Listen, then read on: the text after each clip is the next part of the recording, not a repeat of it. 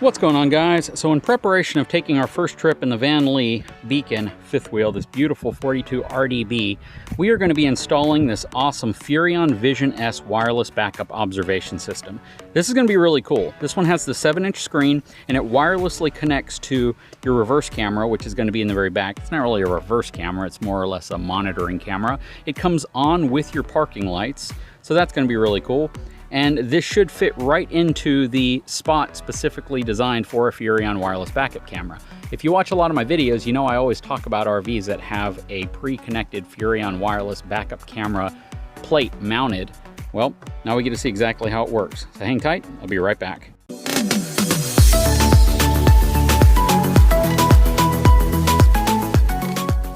All right, so I have everything unboxed, and what's really cool about it is it comes with pretty much everything you need to even add this in the aftermarket. So if you're not just adding the camera to an RV equipped with the mount, it gives you the mount to add to the back of your fifth wheel or your travel trailer, whatever you plan on putting it behind.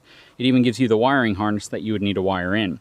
Now, a lot of people say, well, where do I wire it? The fact is you just wire it to the wire that's probably already going to your center clearance lights. So whenever you turn your clearance lights on, it turns the camera on. That's how they wire them from the factory. So this should be a really simple install, but you guys know every time I say it's a really simple install, something always happens to me, and all of a sudden it's not as simple as I would have liked it to be. But we're gonna hope for a very simple install. Let's make our way to the back of the RV and see what we got going on back there. Okay, so one very important step before you put your camera up on the back of your RV is to pair it to your monitor. So on the back of the little plug that plugs into your 12-volt outlet on your vehicle, you'll have this little plug here, and that actually allows you to power up your camera from the same plug so you're right next to your monitor. Makes things a little bit easier. So I'm just gonna plug that into this. You can see the lights on. On the monitor, you have a pairing button on the side. So I'm going to press the pairing button right here, press pairing. This is all touchscreen, which is super cool. Sync it to that camera. Now I'm going to go to the camera. I'm going to press the pairing button on the bottom of the camera. There we go. And you can see that the rear cam is now paired. So very simple process. Now what I'm going to do is press that button again to get out of the menu.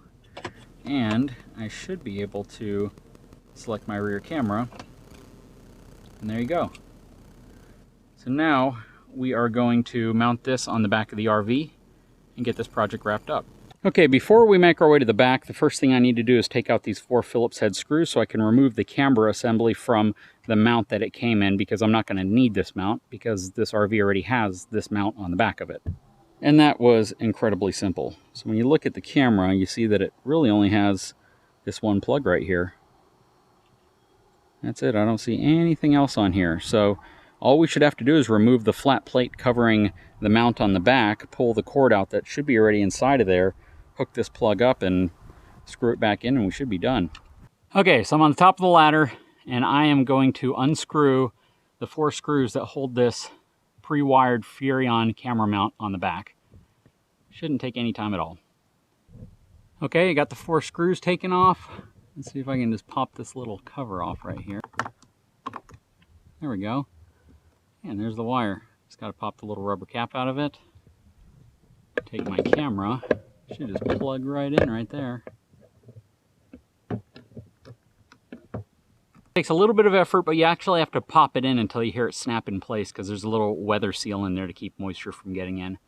And then this camera, assuming I have the space, should just mount right here.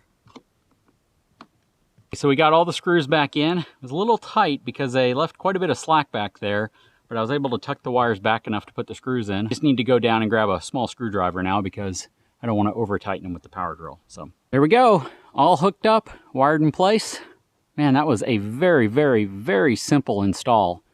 I mean, it really takes no time at all, and all you need is a Phillips head screwdriver and the camera kit. That's it.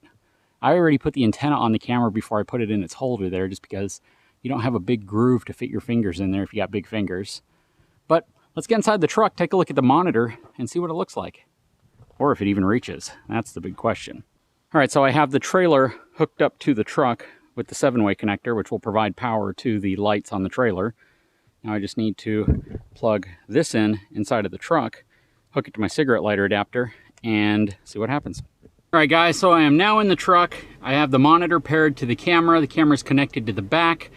Everything looks like it should be good. Let's plug it in and see what happens.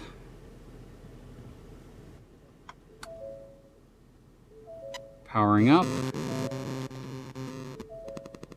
And hopefully we get a picture. There we go. Man, and it is almost dialed in perfectly. Check that out. Let me move it down here, it might be easier to see. So check that out. There's the bumper right there. And I'm actually pretty far away from the trailer, so I'm surprised it's such a clear picture. But that really gives you a good perspective of what's going on behind you, and it gives you a pretty deep perspective as well. I gotta say, I'm pretty impressed with this setup. I've had some other cameras in the past, and you had to add boosters and all sorts of other things to really get it to work, and I kind of wondered why you couldn't just make a really long-range camera, given the fact that, you know, you can connect via Wi-Fi to a drone 4 miles away. But that is really cool. This is a cool setup. This is a 7-inch screen. They have a 5-inch screen, I believe. And then with this camera system, you can even add additional cameras. So I could put the side view cameras, I could put a front view camera, a entry view camera, all sorts of different cameras to this system. And it's touchscreen, which is really cool. So you have the ability to see pretty much all the angles you want. You can see everything at once. Very good setup. Once we use this on the road, I'll let you know how it works in terms of, you know, connectivity while you're driving. Hopefully I'll be able to see out the back and see if anybody's right behind me. That's always a big plus. I got this system courtesy of eTrailer, my channel's sponsor. And, you know, I wanted to see how easy it was to connect to a trailer that had the FURRION wireless camera prep. It's a very simple process as long as you're fine being up on a ladder with a screwdriver. But before you connect it, be sure that you pair it, because that's the most important aspect of all of this. So pair your monitor to your camera or whatever cameras you're going to be connecting, mount your cameras, come inside of your truck, plug it in, and you're good to go. It's going to be really interesting to see how this works. Again, big shout out to my sponsor eTrailer who provided this. I'm going to put a link to this in the description of the video if this is something you might be interested in. Anyways guys, I hope you enjoyed the video. If you did, please take a moment, subscribe to my channel, give me a thumbs up, and I'll talk to you again very soon.